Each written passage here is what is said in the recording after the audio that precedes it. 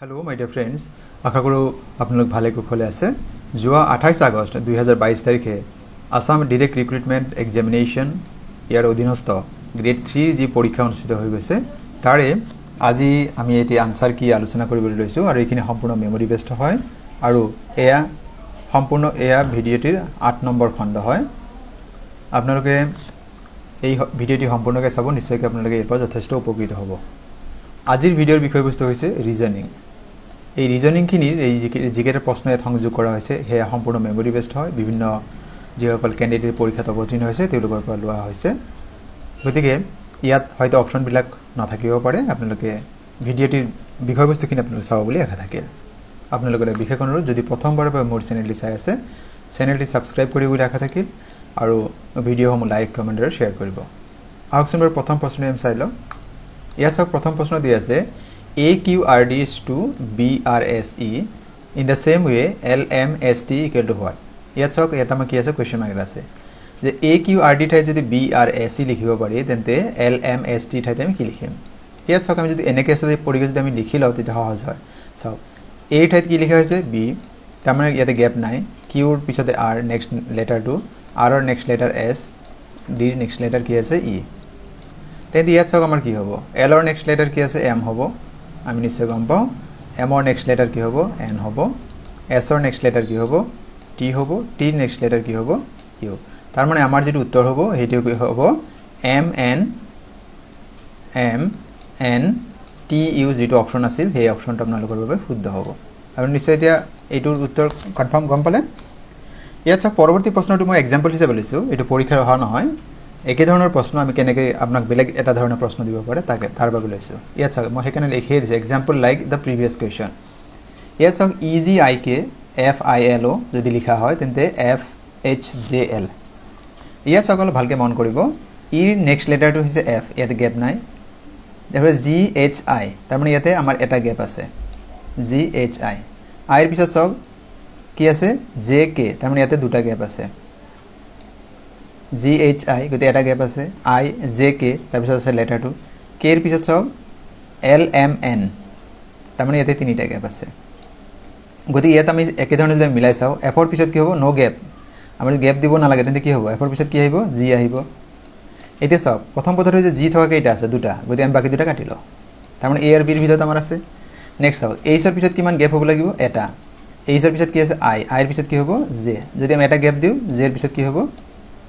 এটা গ্যাপ দিলে কি হ'ব GJ তার মানে আমার GJ কোনটো আছে আমার অপশন বি আমি বাকি চাবই না লাগে গতি আমার অপশন বি শুদ্ধ গতি এই ধৰণৰ প্ৰশ্ন আমাক দিয়ে এইটো আসলে পৰীক্ষাৰ পোনপটীয়া প্ৰশ্ন নহয় মই এটা উদাহৰণ হিচাপে আগৰ প্ৰশ্নৰ লগত মিলাকে আমি এটা প্ৰশ্ন লৈছিলো পৰৱৰ্তী প্ৰশ্ন চাব বাস ইজ টু ড্ৰাইভাৰ বাস যিজনে চলাই তাক কি বুলি কয় ড্ৰাইভাৰ কিন্তু হৰ্স ইজ টু কি হ'ব ইয়াত চাওক বিকল্প এনে জকি থাকিলে আমি জকি লিখিলো হেতেন যিজনে ঘোড়া চালক তাক জকি বুলি কোৱা হয় কিন্তু স্পেন্ডল মানে এটো ইয়াৰ লগত এটো শব্দ নহয় হৰ্সম্যান এটো আমি অল্টাৰনেটিভ হিচাপে আমি লব পাৰো নান অফ দ্য এবাভটো নহয় আমাৰ গতি আমাৰ ইয়াতে অপচন বি হ'ব যদি জকি থাকিলে হেতেন আমি জকি শব্দটো লিখিলো হেতেন এবাৰ মই উল্লেখ কৰিছো কথাটো যে জকি কিন্তু জকি যেহেতু আমাৰ নাই অপচনটো গতি জকি আমি নিলিখো যেহেতু হৰ্সম্যান আছে একে ধৰণৰ দুটা অপচন আমাক কেতিয়াও নিদিয়ে গতি ইয়াত আমাৰ হৰ্সম্যানটো যদি অপচন পৰীক্ষাত আছিল গতি হৰ্সম্যানটো হ'ব জকি যেহেতু নাছিল জকিটো নহয় পৰৱৰ্তী প্ৰশ্ন চাওক তলৰ কোনটো শুদ্ধ এছিয়া শ্ৰীলংকা নিউ দিল্লী চাওক এছিয়া কি হয় এটা কন্টিনেন্ট হয় এছিয়াৰ শ্ৰীলংকা আৰু নিউ দিল্লী দুটা ঠাই হয় কোনটো ভিতৰত নহয় চাওক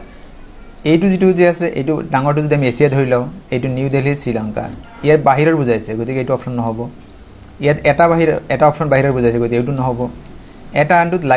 আনটোৰ ভিতৰৰ নহয় এটা আনটোৰ অংগ নহয় নিউ দিল্লী এটা বেলেগ পাৰ্ট শ্ৰীলংকা বেলেগ পাৰ্ট গতিকে আমাৰ এইটো নহয় আমাৰ অপচনটো এইটো হ'ব এছিয়াৰ ভিতৰৰ দুখন ঠাই হৈছে শ্ৰীলংকা আৰু নিউ দিল্লী বা আপোনাক কেতিয়াবা এনেকৈ যদি কোনোবা অপচন দিয়ে এইটো ভাবিলক কোনবাটো এনেকৈ দিব পাৰে ডাঙৰ এটা দিলে তাৰপৰা আৰু এটা সৰু তাতকৈ এটা সৰু হেতু অপচন ক্যান্সেল হ'ব কাৰণ তেতিয়া আমাৰ হেতু ভুল হ'ব কিন্তু যদি আপোনাক ভাবিলক যে আপোনাক দি আছে এছিয়া ইয়াত দেখ ইন্ডিয়া তাৰ পিছত ভাবিলক আসাম তেতিয়া এই ধৰণৰ প্ৰশ্ন হ'ব তেতিয়া আমাৰ কি হ'ব এনেকৈ ভাবিলক এছিয়া এইটো ভাবি লৈছো ইন্ডিয়া তাৰ পিছত ভাবি লৈছো আসাম তাৰ মানে এছিয়াৰ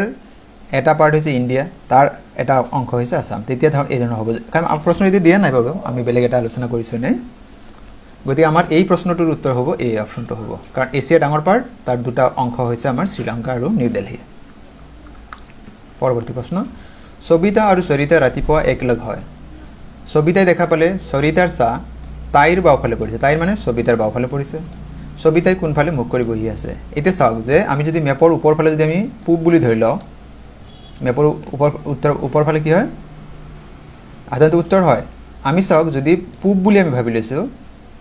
আমি যদি এইটো পূব বুলি লওঁ ইষ্ট যদি ভাবি লৈছো এই দুজন যদি পূব ফালে বহি আছে ছাটো কোন ফালে হ'ব কোনটো কাৰ গাত নালাগে এতিয়া যদি ইষ্ট নহয় আমি যদি সাউথৰ ফালে বহি আছে তেন্তে কি হ'ব তেন্তে ইষ্ট এটো সাউথ হ'ব এতিয়া যদি ইয়াত যদি সৰিতা বহে আৰু ইয়াত যদি সবিতা বহে তেন্তে এই সবিতাৰ ছাটো ক'ত হ'ব কাৰণ ইষ্টত ক'ত আছে সানটো ইয়াত আছে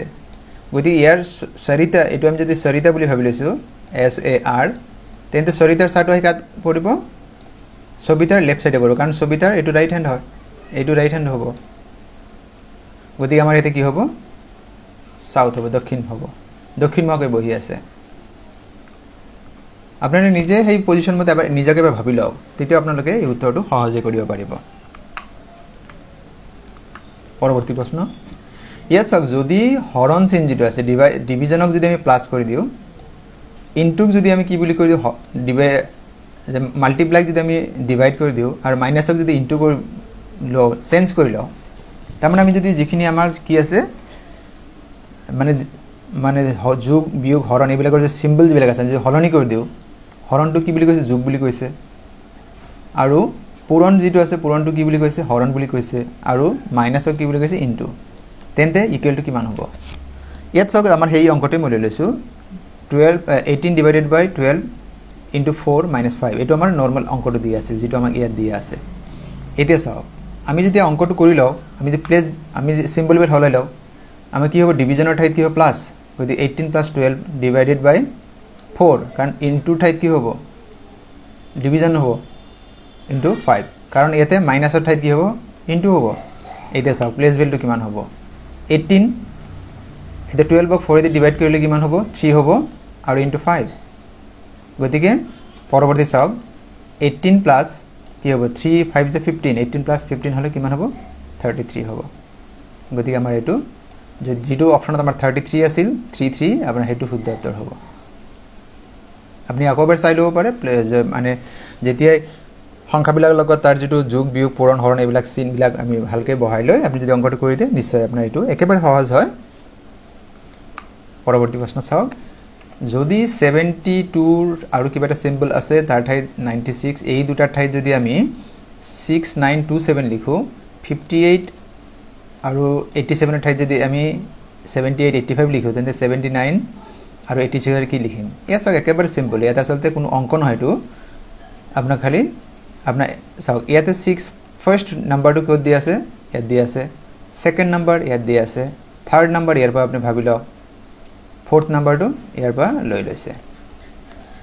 একেদৰে আপনি যদি ইয়াতে ভাবি চাই first letter first number second number ইয়াতে আছে থাৰ্ড নাম্বাৰ আৰু কি আছে ফোৰ্থ নাম্বাৰ আপনি মিৰৰ বুলি ভাবি লওক মিৰৰ এটা ৰখাই দিছে উইদিন নিয়াৰেস্ট টু নিয়াৰেস্ট হ'ব যেটা ইয়াত চাওক তেন্তে আমাৰ কি হ'ব ফাৰ্স্ট নাম্বাৰটো কিমান হ'ব ইয়াতে 6 প্ৰথমে আহিব তাৰ পিছত কি আহিব 8 আহিব তাৰ পিছত কি আহিব 9 আহিব তাৰ পিছত 7 আহিব হয় না তাৰ মানে এইটো আমাৰ অপশন হ'ব এতে চাই লও 6897 এইটো আমাৰ কি হ'ব কাৰেক্ট आंसर হ'ব একো নাই এতে কোনো মাল্টিপ্লাই নহয় মাত্ৰ আপোনাৰ অবজাৰ্ভ কৰিব যে কেনেকে নাম্বাৰ বিলাক আমি বহাই লৈছো মোৰ বন্ধু বান্ধৱীসকল আজিৰ এই ৰিজনিংৰ ক্ষুদ্ৰ ভিডিঅ'টোৰ বিষয়বস্তু মানে পৰৱৰ্তী সময়ত আৰু যিখিনি কোৱেশ্চন যদি যিসকল বন্ধু বান্ধৱী পৰীক্ষাত অৱতীৰ্ণ হৈছিল তেওঁলোকৰ পালে আকৌ পৰৱৰ্তী খণ্ডৰ আৰু কিছু ৰিজনিং সংযোগ কৰিম আপোনালোকে চাবলৈ নাপাহৰিব আৰু আজিৰ এই ভিডিঅ'টি আপোনালোক সম্পূৰ্ণকৈ চোৱাৰ বাবে অশেষ ধন্যবাদ